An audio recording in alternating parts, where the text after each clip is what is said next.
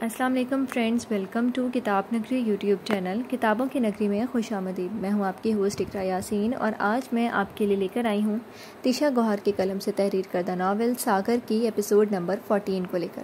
اس episode کو start کرنے سے پہلے اب جلدی سے کر لیجئے ہمارے چینل کو سبسکرائب، ویڈیو کو لائک اور کلک کر لیجئے بیل آئیکن کو۔ اب آتے ہیں ایپیسوڈ کی جانب۔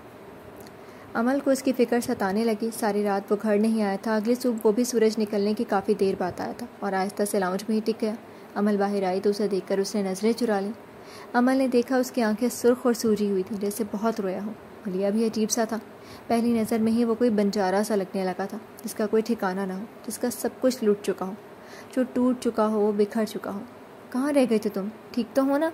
عمل اس کے قریب آئی اور اس کے کندھے پر ہاتھ رکھا۔ وہ یوں ہی سر جھکائے بیٹھا رہا۔ اس نے عمل کی طرف دیکھا بھی نہیں، وہ جسے ضبط کرنے کی کوشش کر رہا تھا۔ اس کا جسم گرم تھا، اسے بخار ہو رہا تھا۔ اٹھو، اندر چل کر لیٹو۔ عمل نے اسے بازو سے پکڑ کر اٹھایا اور اندر بیڈ پر لٹا دیا۔ وہ کچھ نیند لیتا تو بہتر ہو جاتا۔ وہ سو گیا تھا، مگر شام تک اس کا بخار خاصا تیز ہو چکا تھا۔ عمل کو سمجھ نہیں آئی کہ کیا کرے۔ اس نے عماد کو ہی کال ملا دی۔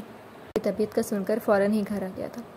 بھابھی، کیا ہوا ہے ساگر کو؟ وہ بھی بہت پریشان ہو گیا تھا۔ پتہ نہیں، کل اس کی والدہ آئی تھی، ان کے جانے کے بعد سے ہی گھر سے چلا گیا اور پھر صبح گھر آیا۔ اب اس کا بخار اتنا تیز ہو گیا، مجھے سمجھ نہیں آ رہا تھا کس کو مدد کے لیے بلاؤں، اس لیے آپ کو فون کر دیا۔ اس نے وضاحت دی۔ اچھا کیا آپ نے مجھے بلا لیا، میں ڈاکٹر کو لے کر آتا ہوں، آپ فکر نہ کریں، یہ ٹھیک ہو جائے گا۔ عماد نے عمل کو تسلی دی تھی، مگر ساگر کی حالت دیکھ کر وہ خود بھی اچھا خاصا پریشان ہو گیا تھا۔ ساگر بے سود پڑا تھا۔ یہ ناول آپ کتاب نگری یوٹیوب چینل پر پڑھ اور سن رہے ہیں۔ نہ آنکھیں کھول رہا تھا اور نہ ہل رہا تھا۔ اس کی نبض بھی بہت آہستہ چل رہی تھی۔ ڈاکٹر نے اس کا چیک اپ کیا اور ایک انجیکشن لگایا۔ پھر کچھ دیر بعد دوبارہ چیک کیا۔ اس کا بخار کافی تیز تھا۔ ایکسٹریم سٹریس کی وجہ سے ہوا ایسا۔ اب ٹھنڈے پانی کی پٹیاں کریں اور اسپنج بات دیں تو کافی بہتر ہوگا، اور نرم غذا کھانے میں دیں۔ ڈاکٹر نے کچھ دوائیں لکھ کر اور کچھ ہدایات دیں اور چلا گیا۔ لائے میں دوائیں لا دوں۔ عماد نے اس سے وہ پرچہ لیا جو ڈاکٹر نے لکھا تھا اور کچھ دیر بعد وہ دوائیں لے آیا۔ بھابھی، آپ فکر نہ کریں، یہ ٹھیک ہو جائے گا۔ اس نے عمل کی پریشان صورت دیکھ کر اس کو تسلی دی۔ عمل ایک پیالے میں ٹھنڈا پانی لے کر آئی۔ مجھے دیں، میں کرتا ہوں، عماد نے اس سے کہا، مگر اس نے سہولت سے انکار کر دیا۔ نہیں، رہنے دے، میں کر لوں گی۔ نہیں، رہنے دے، میں کر لوں گی، آپ بھی آرام کر لیں، میں نے خواہ آپ کو بھی تنگ کیا۔ اس میں تنگ کرنے والی کون سی بات ہے؟ اس کے لیے تو میری جان بھی حاضر ہے۔ اس نے اس وقت میرا بہت خیال رکھا تھا جب میرے ابا فوت ہوئے تھے۔ یہ ناول آپ کتاب نگری یوٹیوب چینل پر پڑھ اور دیکھ رہے ہیں۔ اس نے اپنی اسکالرشپ کے پیسوں سے میری یونیورسٹی کی فیس بھری تھی اور اس کی وجہ سے آج میں اتنے اچھے مقام پر ہوں۔ اس نے اپنے ماڈلنگ سے ملنے والے پیسے جمع کر کے مجھے دبئی بھیجوایا تھا، حالانکہ یہ خود بھی جا سکتا تھا۔ اس نے میرا بہت خیال رکھا تھا۔ اس وقت مشکل میں ہے تو میں اسے کیسے چھوڑ دوں؟ عماد کے انکشاف بھی عجیب تھے۔ عمل کو ہر روز ایک نیا ساگر جاننے کو ملتا تھا۔ کتنا گہرا تھا، عمل اندازہ نہیں کر سکی تھی۔ 2 دن تک وہ بخار کی حالت میں رہا، بالکل بے سدھ۔ عماد رات کو واپس چلا گیا تھا، مگر صبح پھر آ گیا تھا۔ اس نے سارا وقت ساگر کے پاس گزارا۔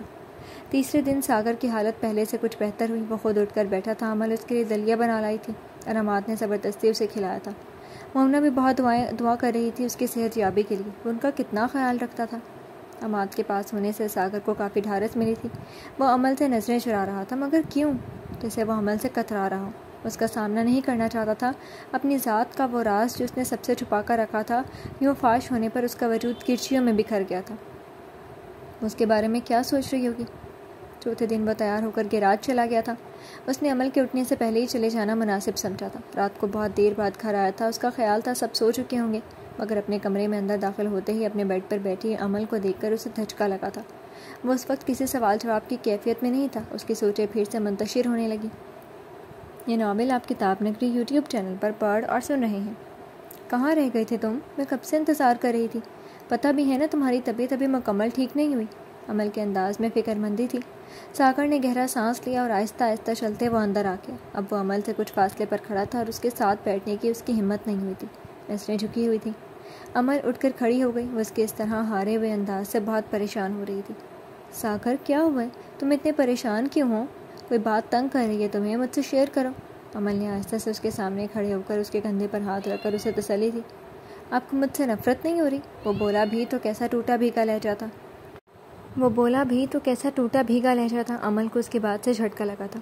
مجھے کیوں تم سے نفرت ہوگی؟ کیونکہ میں… بولتے بولتے وہ رو پڑا تھا۔ اس نے بے دردی سے اپنی آنکھوں کو رگڑا۔ اس کی آنکھیں انگارہ ہو رہی تھیں اور ان میں سرخ ڈورے بہت واضح تھے۔ تم کیا؟ امل نے اس کی آنکھوں میں دیکھ کر کہا۔ وہ آہستہ سے سر جھکا کر بولا، میں ایک قابل نفرت انسان ہوں۔ امل کو اس کا ٹوٹنا بالکل اچھا نہیں لگ رہا تھا۔ تم سے کس نے کہا یہ؟ امل نے اسے آہستہ سے بیڈ پر بٹھا دیا، اس کا ہاتھ اپنے ہاتھ میں لے لیا۔ اس کی ہتھیلیاں گرم ہو رہی تھیں۔ کہنے کی کیا ضرورت ہے؟ کوئی میری حقیقت نہیں جانتا، سب اسی لیے مجھ سے اچھے سے بات کرتے ہیں۔ میں ہمیشہ اسی خوف میں جیتا رہا ہوں کہ میری اصلیت جاننے کے بعد بھی کیا کوئی مجھ سے محبت کر سکتا ہے۔ تم ایسی باتیں کیوں سوچتے ہو ساگر؟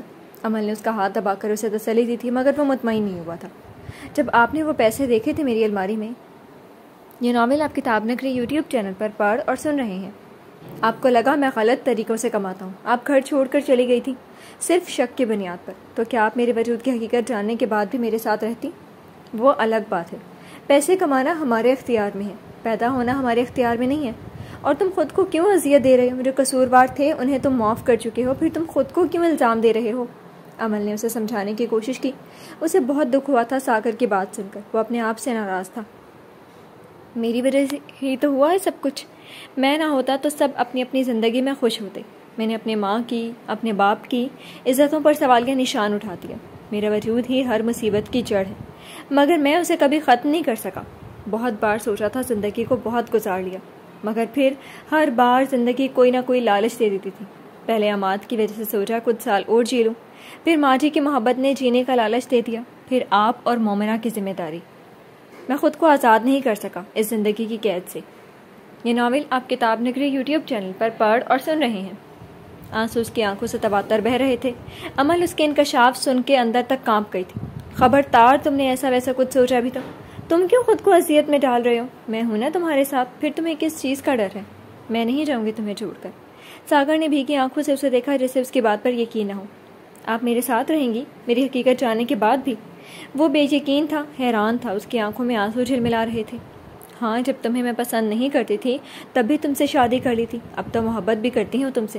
تم نے یہ سوچا بھی کیسے کہ میں تمہیں چھوڑ کر چلی جاؤں گی؟ اب وہ اس سے سوال کر رہی تھی۔ آپ کو شاید اندازہ نہیں ہے، مجھ جیسے انسان، امل نے اس کی بات کاٹی، تم جیسے انسان بہت کم ہوتے ہیں جو کسی درخت کی طرح خود دھوپ میں چلتے ہیں اور دوسروں کو سایہ دیتے ہیں، جو اپنے وجود سے دوسروں کے لیے آسانیاں پیدا کرتے ہیں۔ میں بہت خوش قسمت ہوں کہ مجھے تم جیسے انسان کا ساتھ ملا ہے۔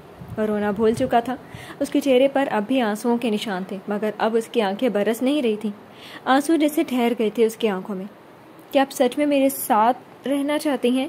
اتنا کچھ جاننے کے بعد بھی؟ وہ شاید اب بھی بے یقین تھا، بھیگے لہجے میں پھر سے پوچھا۔ ہاں، اب تو تمہاری قدر و قیمت میرے دل میں اور بھی بڑھ گئی ہے۔ یہ ناول آپ کتاب نگری یوٹیوب چینل پر پڑھ اور دیکھ رہے ہیں۔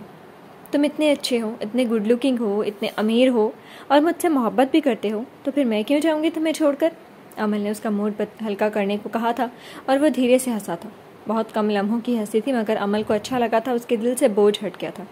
ساگر، تم مجھ سے وعدہ کرو، آئندہ تم کبھی بھی ایسی باتیں نہیں سوچو گے۔ جو ہو گیا وہ ہو گیا۔ تمہاری امی سے مل کر مجھے اچھا لگا تھا، وہ تم سے محبت کرتی ہیں، بس مجبوری کی وجہ سے ساتھ نہیں رکھ سکی۔ ہم ان سے ملنے جایا کریں گے۔ اب تم اپنے دماغ سے ساری الٹی سوچیں نکال دو۔ ساگر نے گہرا سانس لیا۔ امل نے ہاتھ بڑھا کر اس کے چہرے سے آنسو صاف کیے۔ وہ اسے خاموشی سے دیکھنے لگا۔ اسے اطمینان تھا، سکون تھا، ایک خوف تھا جو اب نہیں رہا۔ ایک بات پوچھوں؟ امل نے اسے اپنی طرف خاموشی سے دیکھتے کہا۔ تم سب کو تحفے دیتے ہو، مجھے کیوں نہیں دیتے؟ ساگر جو خاموشی سے اسے دیکھ رہا تھا ایک دم سے مسکرایا تھا۔ وہ کس موقع پر کیا سوال کر رہی تھی؟ دیا تو تھا، آپ نے توڑ دیا تھا، اس نے مسکرا کر آہستہ سے کہتے ہوئے امل کو کچھ یاد دلانے کی کوشش کی تھی۔ امل نے بے اختیار اس کی ہتھیلی کے کٹ کو دیکھ کر انگلی پھیری تھی۔ میرا مطلب آپ کو اداس کرنا نہیں تھا، مذاق کر رہا تھا۔ وہ اس کے اچانک سنجیدہ اور اداس ہوتے چہرے کو دیکھتے ہوئے بولا تھا، میں نے تمہارے ساتھ بہت زیادتی کی، مجھے ایسا نہیں کرنا چاہیے تھا، اس لیے تم مجھے کوئی تحفہ نہیں دیتے، بالکل ٹھیک کرتے ہو۔ وہ اداسی سے کہہ رہی تھی، ایسی بات تو نہیں ہے، آپ کے لیے کپڑے، جوتے اور دوسری چیزیں نہیں لاتا کیا میں؟ ساگر نے اسے یاد دلایا، بہت ضرورت کی چیزیں ہیں، تحفے میں شمار ہی نہیں ہوتی۔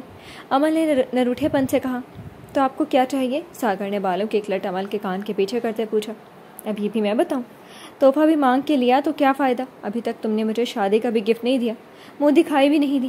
امل نے باقاعدہ منہ بنا لیا تھا۔ اس وقت حالات ہی کچھ ایسے تھے، میں کیسے دے سکتا تھا؟ اس نے وضاحت دینے کی کوشش کی۔